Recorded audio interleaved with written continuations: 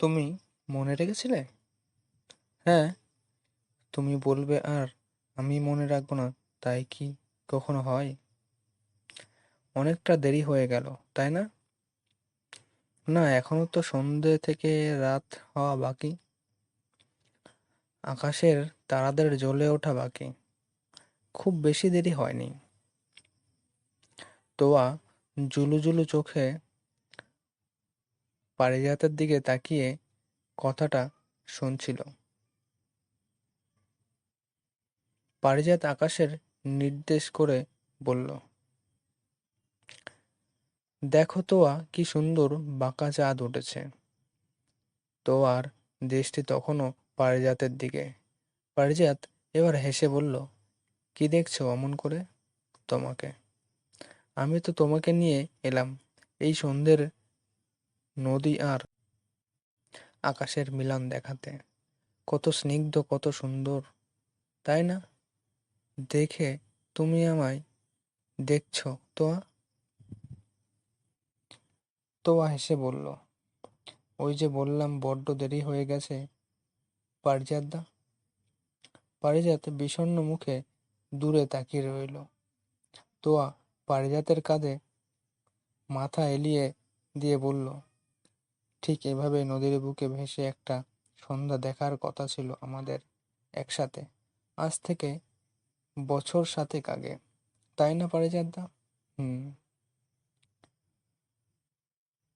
আজ আমি অন্য কারোর স্ত্রী, সেই আগের মতো অধিকার দেখিয়ে আমার কোলে মাথা রাখতে পারছো কি?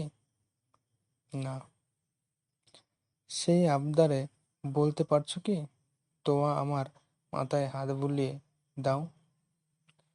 আমি তোমার ছায়ায় নিজেকে হারিয়ে আকাশ দেখব।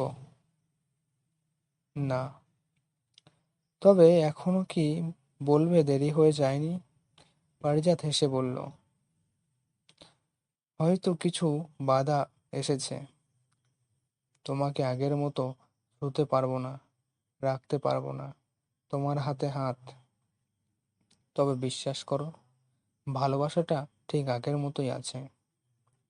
এই আকাশ, এই সন্ধে আর নদীর জলের ছলাৎ ছলাৎ শব্দ ঠিক আগের মতোই আছে। আমার কাছে তো একটুও দেরি হয়নি তোয়া। বিয়ে করনি কেন পারিজাতদা? তোমাকে এই সন্ধে উপহার দেব বলে। এই হেয়ালি নয়, সত্যি করে বলো। একটু হেসে পারিজাত বলল, এই প্রশ্নের উত্তরের আর সময় নেই, অনেকটা দেরি হয়ে গেছে।